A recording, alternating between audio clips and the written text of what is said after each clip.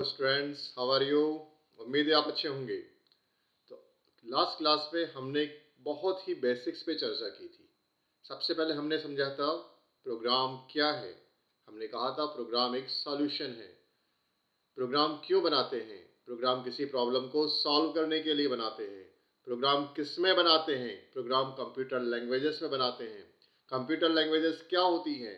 Computer languages वे languages होती है जिसमें हम अपना सोर्स कोड लिख सकते हैं। सोर्स कोड क्या होता है? सोर्स कोड एक ऐसा कोड होता है जो हम प्रोग्रामिंग लैंग्वेजेस की हेल्प से किसी प्रॉब्लम को सॉल्व करने के लिए लिखते हैं। क्या कंप्यूटर सोर्स कोड को समझ सकता है? नहीं, कंप्यूटर सोर्स कोड को नहीं समझ सकता। कंप्यूटर केवल मशीन कोड को समझ सकता है। तो फिर हमने जो लिखा सोर्स कोड, वो कंप्यूटर ने कैसे समझा? हमने जो सोर्स कोड लिखा, हमने उसे ट्रांसलेट किया किसी ट्रांसलेटर की हेल्प से। तो ट्रांसलेटर कितने प्रकार के होते हैं? तो ट्रांसलेटर 3 प्रकार के होते हैं: compilers, interpreters and assemblers. Programming language C में कौन सा ट्रांसलेटर लगता है? प्रोग्रामिंग लैंग्वेज सी में कंपाइलर ट्रांसलेटर लगता है। तो ये सारी बातों की हमने चर्चा की थी लास्ट क्लास में कि प्रोग्राम हम क्यों बनाते हैं, किस लिए बनाते हैं, क्या पर्पस है। आज एकदम बेसिक करेंगे और आज हम आपके सामने लेकर आए हैं एक आईडीई। आईडीई का मतलब होता है integrated development environment. Integrated development environment, जिसके द्वारा हम अपना प्रोग्राम डेवलप कर सकते हैं। आईडीज कई प्रकार की होती है। सबसे पहले मैं आपके सामने वो वाली आईडी लेकर आया हूं जो आप जानते हैं, जो सबसे कॉमन है। इसके बाद में कुछ आपको एडवांस आईडीज भी दिखाऊंगा, लेकिन चूंकि अपन अभी बिगनिंग पर है इसलिए आपको एकदम बेसिक आईडी दिखाने जा रहा हूं। और इस आईडी का नाम है Turbo C plus plus IDE. तो इस टर्बो सी और Turbo C plus plus ID में हम प्रोग्राम बनाते हैं। देखिए, इसमें जो पहला मेन्यू आता है फाइल मेन्यू। इसमें हम न्यू फाइल ओपन कर सकते, न्यू फाइल बना सकते हैं, बनी हुई फाइल को ओपन कर सकते हैं, सेव कर सकते हैं, डायरेक्टरीज चेंज कर सकते हैं। इसी प्रकार से एडिट के मेन्यू में हम एडिटिंग कर सकते हैं। सर्चिंग करने के लिए सर्च का मेन्यू है। प्रोग्राम को रन करने के लिए रन का मेन्यू है। कंपाइल करने के लिए कंपाइलर का मेन्यू है। एरर्स को दूर करने के लिए डीबग है। बड़े प्रोजेक्ट्स बनाने के लिए प्रोजेक्ट्स हैं, ऑप्शंस हैं, विंडोज है और हेल्प है। ये हमारे टर्बो सी की आईडीई के मेन्यू बार के ऑप्शंस हैं। तो ये मेन्यू बार्स में आज हम एकदम बेसिक पर हैं। तो सबसे पहले हम एक नया प्रोग्राम बनाने जा रहे हैं, तो हम क्लिक करेंगे फाइल के न्यू पर। जैसे हमने क्लिक किया, एक नया फाइल देखो बनकर आया, नो नेम 00.cpp। अभी ये जो फाइल ओपन हुई है, जो आपको ब्लू कलर से दिख रही है, इसका कोई नाम नहीं है।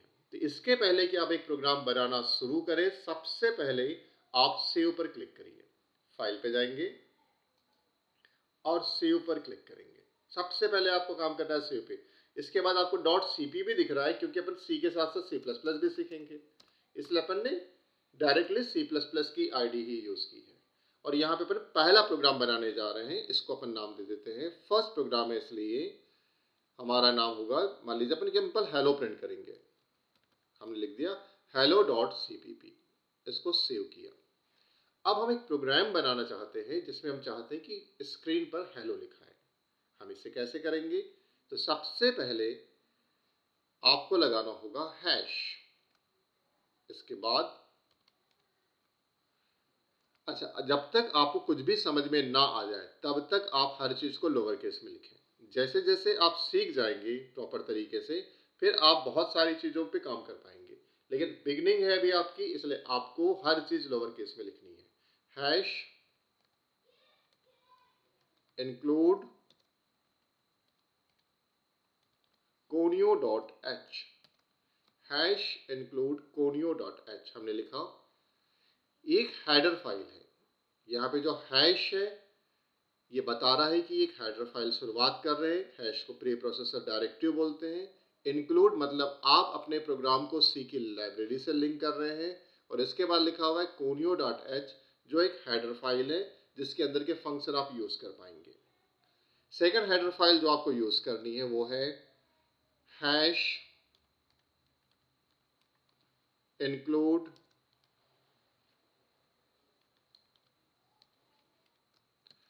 stdio.h। ये दो हेडर फाइल आपको सी के पूरे प्रोग्राम्स में first, second, third and fourth unit आपकी सी की है। चारों यूनिट्स के जितने प्रोग्राम होंगे ऊपर ये दो हेडर फाइल आने वाली है। इसे कैसे लिखना है आराम से देख लीजिए।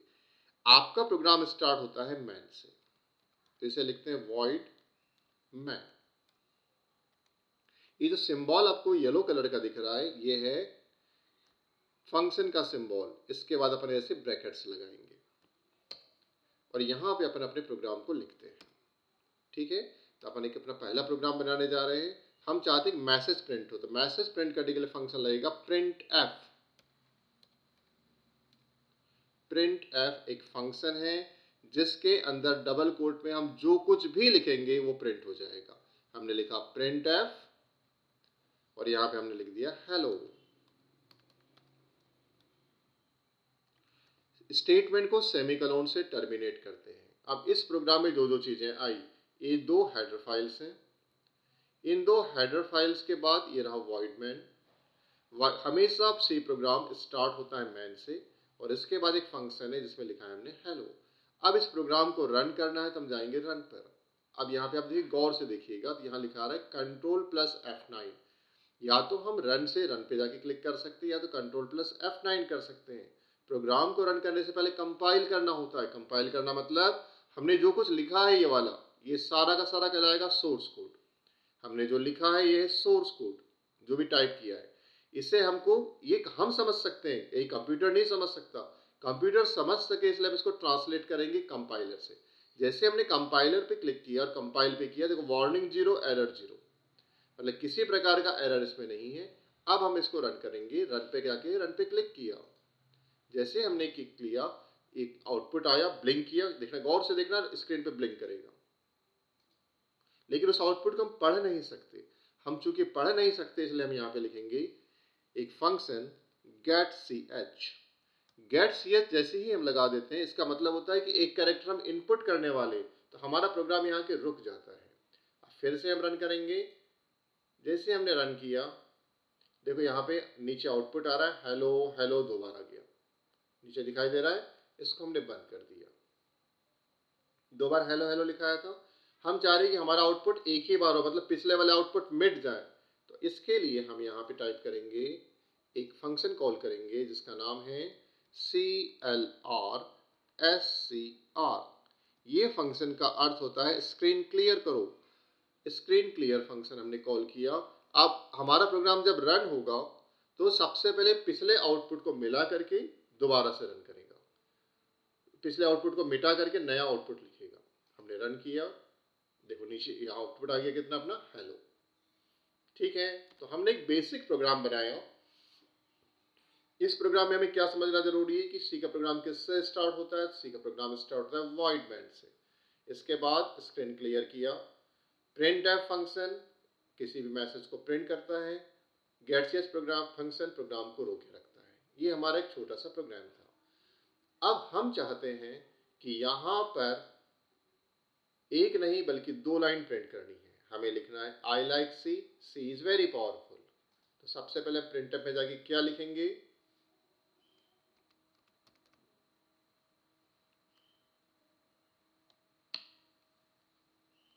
आई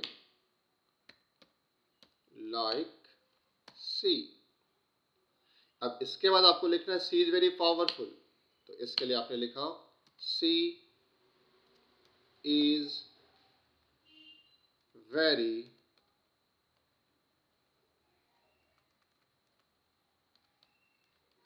पावरफुल। अब इसको हम रन करते हैं। रन करने के लिए पहले कंपाइल करेंगे अल्टर F9 से, या फिर कंपाइल पे जाके कंपाइल करेंगे और इसके बाद हम इसे रन करेंगे। रन करने के लिए रन पे जाएंगे और रन करेंगे। देखो आ गया I like C, C is very powerful. अब हम चाहते हैं कि दोनों ही प्रोग्राम्स की जो लाइंस हैं एक के नीचे एक आए। तो आई लाइक सी लिखा है आपने यहाँ पे, देखो ये यहाँ पे जाकर के अपन \n लगा देंगे, \n। अब अपन इस प्रोग्राम को रन करते हैं, कंट्रोल F9। तो देखो आई लाइक सी और सी इज वेरी पावरफुल नीचे आ गया। तो जहां भी \n लगाया जाएगा, ये देखिए \n लगाए, जहां भी \n लगाया जाएगा आपका प्रोग्राम अगली लाइन से प्रिंट करना स्टार्ट कर देगा। एक छोटा सा प्रोग्राम था। इस प्रोग्राम के बाद एक और प्रोग्राम बनाते हैं, ठीक है। फाइल पे जाते हैं, एक नए प्रोग्राम के लिए अपन जाएंगे। अपन इसी प्रोग्राम को नए प्रोग्राम में चेंज करना, तो अपन करेंगे सेव एज, ताकि पिछला प्रोग्राम भी बना रहे और एक नया प्रोग्राम आ जाए। इस बार अपन एक ऐसा प्रोग्राम बनाएंगे जो दो नंबर को जोड़ सके, ठीक है। टू ऐड टू नंबर से, तो इस पर इस प्रोग्राम का नाम दे देते हैं add two number dot CPP। Okay, अब हमारे प्रोग्राम का नाम हो गया add two number dot CPP। आपको दो नंबर्स ऐड करने हैं इस बार। अगर आपको दो नंबर्स ऐड करने हैं तो आपको यहाँ पर दो नंबर लेने पड़ेंगे। तो इसके लिए आप क्या करेंगे, आप वेरिएबल्स डिक्लेयर करेंगे। यहाँ पे हमने लिखा integer.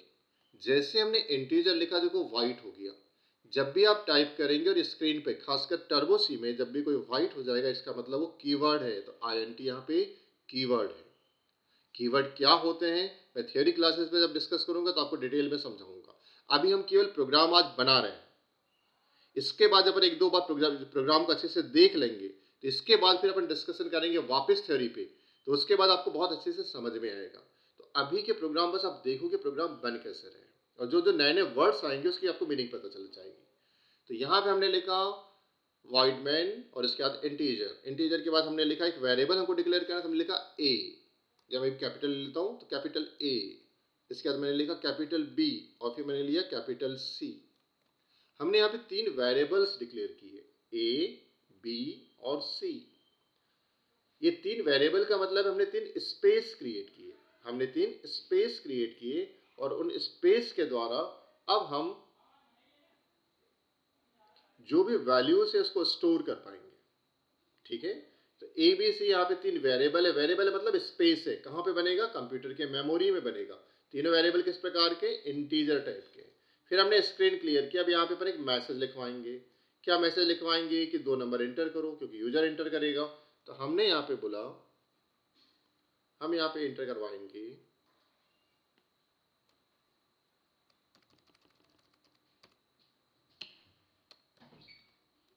Please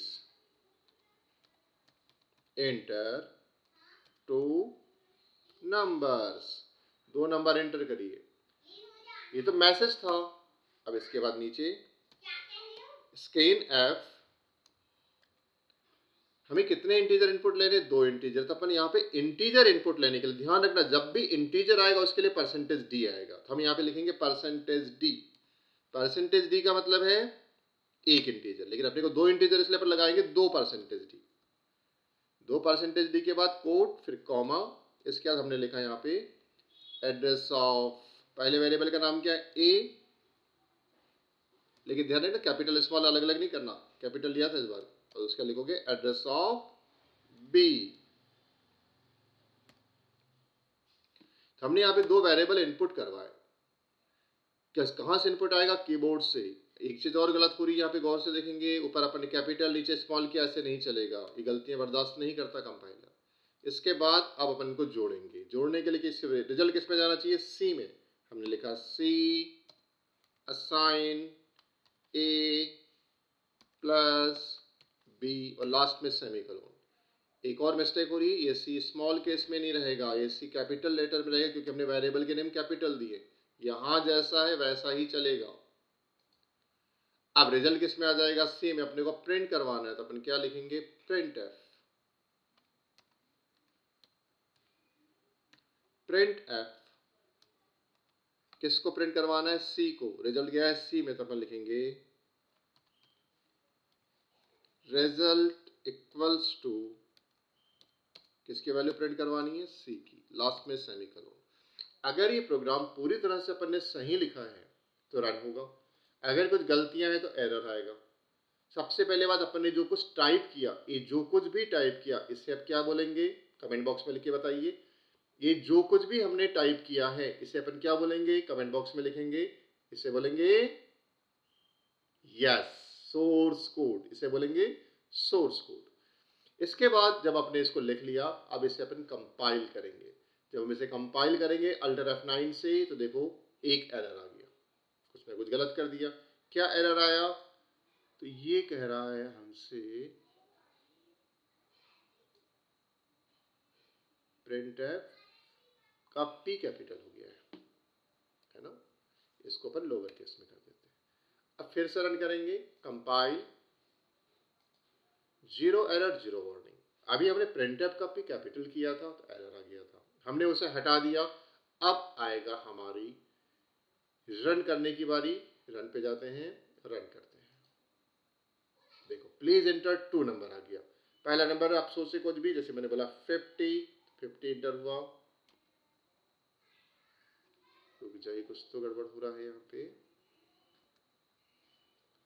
please enter 2 number, percentage D, address of A, address of B. चलिए दोबारा से रन करते हैं।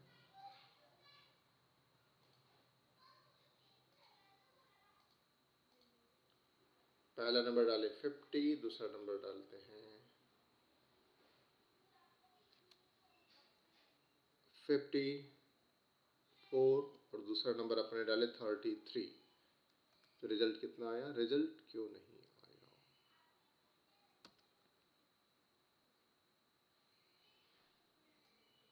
सी assign A plus B.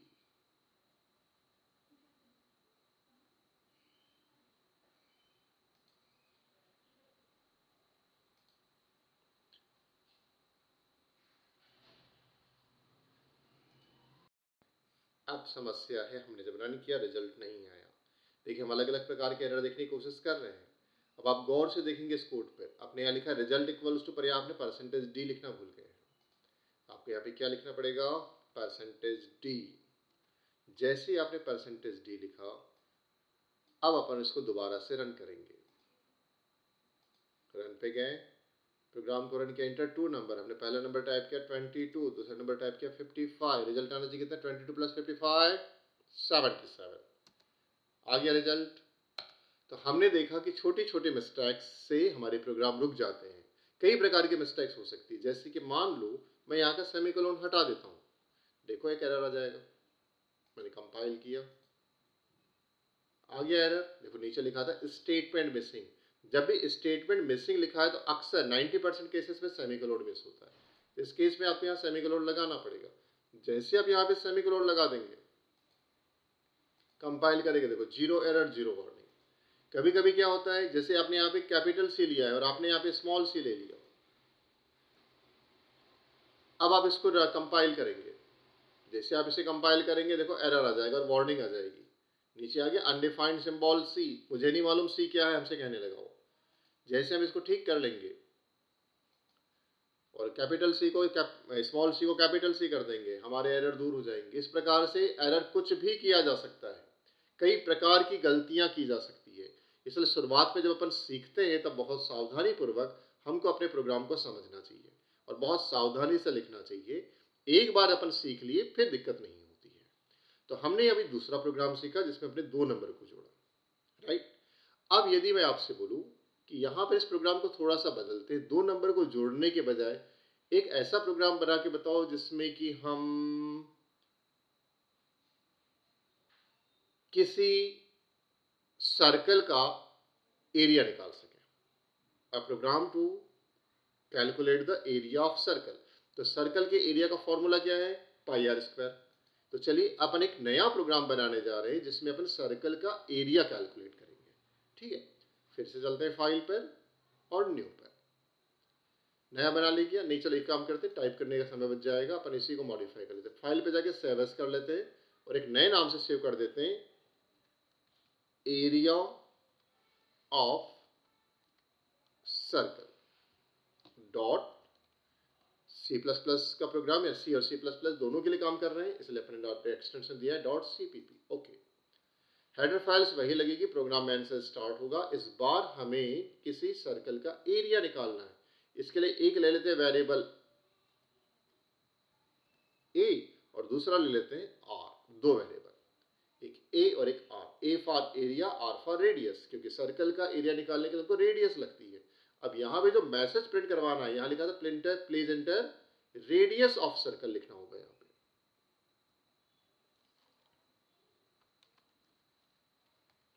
Radius of circle, place in the radius of circle. अब जो भी टाइप करेंगे वो किस में चले जाएगी, तो जो भी टाइप करेंगे वो चले जाएगा रेडियस में, क्योंकि हमको तो रेडियस इनपुट करवानी है, एरिया तो हमारा कंप्यूटर निकाल के हमको देगा। तो यहाँ पे कर देंगे एड्रेस ऑफ आर। अब जो भी टाइप किया वो आर में चला गया। बहुत ध्यान से समझना, मैं आपको पहले एक प्रोग्राम सही बनाऊंगा पर परफेक्ट नहीं बनाऊंगा, फिर धीरे धीरे प्रोग्राम को परफेक्ट करना सिखाऊंगा। अभी एकदम मैं बेसिक प्रोग्राम सिखा रहा हूं, बहुत सारी मिस्टेक्स होंगी, फिर भी ध्यान से समझते जाना। इसके बाद अब हम इसका एरिया निकालेंगे। एरिया का फॉर्मूला क्या होगा, तो अपना एरिया का फॉर्मूला होगा, रिजल्ट किस में आना चाहिए एरिया में, तो ए, इस सिंबल का नाम है असाइन पाई। पाई की वैल्यू कितनी होती है 3.14 इनटू, इनटू के लिए सिंबल क्या होगा स्टार का 3.14 pi R square, R square मतलब आर दो बार आएगा, into R into R into R, ये हो गया पाई आर स्क्वायर। लास्ट में सेमीकोलन देंगे। जो भी रिजल्ट किसमें आ जाएगा ए में, अपन ए को प्रिंट कर देंगे। बहुत अच्छे से समझेंगे अभी, एकदम बिगिनिंग, इसलिए मैं आपको एकदम जीरो लेवल का प्रोग्राम दिखा रहा हूँ।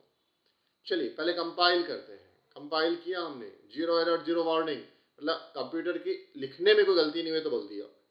एरर कई प्रकार के होते हैं, अभी हमने बात की इस सिंटेक्स मिस्टेक्स है, मतलब इसमें गलतियां नहीं हो रही, लिखने में गलत नहीं किया, इसलिए जीरो एरर जीरो वार्निंग।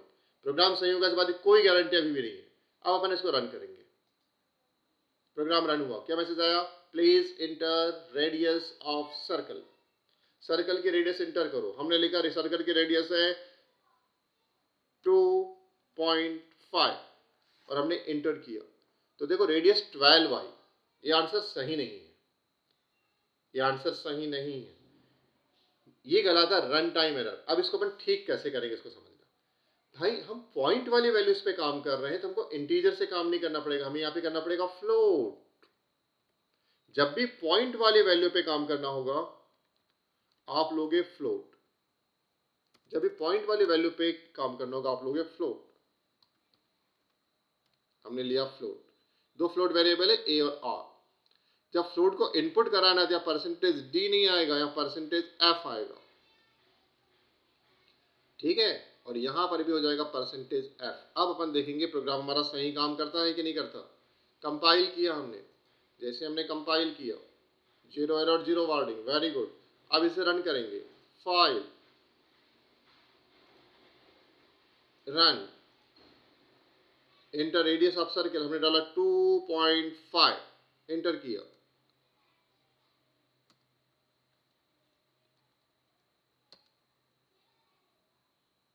कुछ तो एक और मिस्टेक दिख रही है यहाँ पे, enter radius of circle, float A and R दो वेरिएबल है, स्क्रीन क्लियर किया, please enter radius of circle. जो भी टाइप करेंगे परसेंटेज एफ में जाएगा। यहाँ पर कुछ गलत हो गया लिखने में, हाँ बिल्कुल,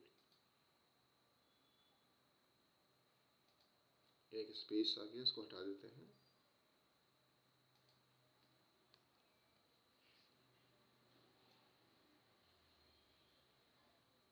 तो इंटीजर के लिए परसेंटेज डी और फ्लोट के लिए percentage F. Please enter radius of circle, जो भी टाइप करेंगे स्कैन एफ के थ्रू वो चले जाएगा आर में, परसेंटेज एफ से वो चला गया आर रेडियस में, फिर मल्टीप्लाई करेंगे एरिया आ जाएगा। वेरी गुड, चलिए रन करते हैं। पहले कंपाइल किया, जीरो एरर जीरो वार्निंग, अब इसको हमने रन किया, 3.5 रिजल्ट आ गया 38.465000। कंप्यूटर बाय डिफॉल्ट बेटा क्या करता है कि 6 डिजिट तक डेसिमल दिखाता है, तो यहाँ पे 6 डिजिट तक के डेसिमल आपको दिखाए जा रहे हैं। समझ में आ रहा है यहाँ तक, वेरी गुड। हमने 3 प्रोग्राम किए। हम जो भी टाइप कर रहे हैं क्या कहलाएगा, सोर्स कोड, फिर हम कंपाइल करते हैं तो बन जाता है ऑब्जेक्ट कोड, और ऑब्जेक्ट कोड के बाद जब इसे हम रन करते हैं तब ये बन जाता है मशीन कोड। ठीक है, तो हमने यहाँ पे किसी सर्कल की क्या निकालना सीखा, हमने किसी सर्कल का एरिया निकालना सीखा। चलो एक काम और करते हैं, हम चाहते हैं सर्कल का एरिया के साथ साथ, क्षेत्रफल के साथ साथ इसकी पेरीमीटर भी निकाल सकें। इसके लिए काम करके देखते हैं।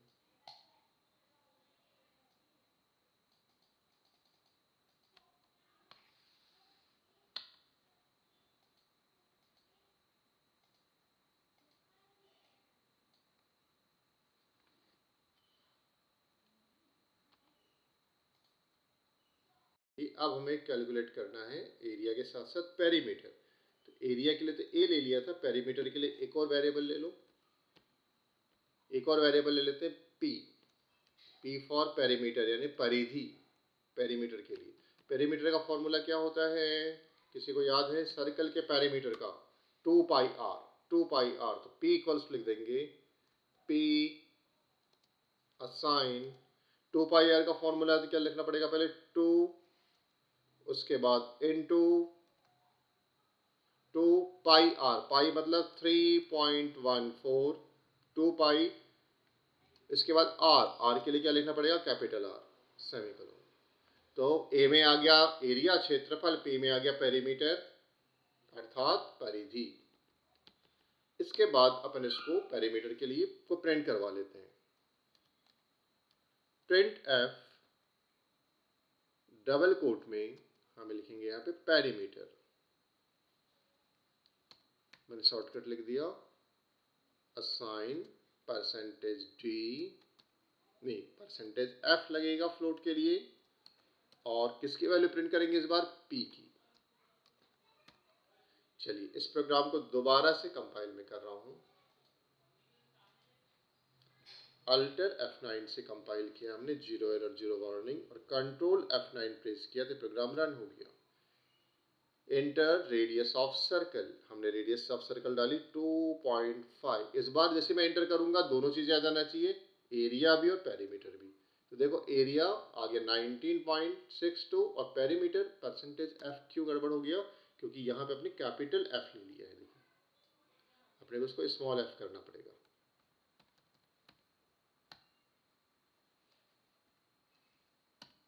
चलिए दोबारा से रन करते हैं। अल्टर F9 से कंपाइल किया, कंट्रोल F9 से हमने इसको रन किया। सर्कल की रेडियस कुछ भी डाल दो 2.5, रेडियस है एरिया है 19.62 और पेरीमीटर है 15.700, है ना आसान। तो इस प्रकार से हम अपने प्रोग्राम बना सकते हैं। अब मैं आपको समझाऊंगा कि प्रोग्राम एक्चुअली कंपाइल कैसे होता है। ठीक है, ये हमने कुछ प्रोग्राम्स देखे ताकि इससे आपको अच्छा खासा नॉलेज हो जाए कि प्रोग्राम एक्चुअली बनते कैसे हैं। लिंक में प्रोग्राम के फिर से थ्योरीज पे लेके जाऊंगा। आज की क्लास यहीं तक ले रहे हैं, इसके आगे से नेक्स्ट लिंक पर आपको नेक्स्ट टॉपिक मिलेगा। ठीक है।